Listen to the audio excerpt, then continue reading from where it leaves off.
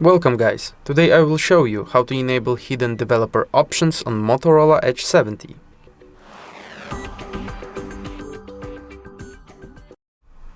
Let's open the Settings app, move down to the About Phone chapter, then go to the Device Identifiers part and tap on Build Numbers several times, for 7 like.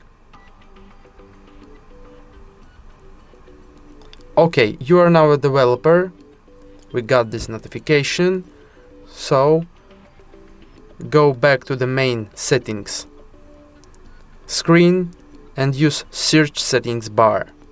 Here type developer. Okay, now you see developer options are available and voila. Now you can use these options, but be careful, it's really complicated to use all of these functions. To disable the developer mode, just use this toggle.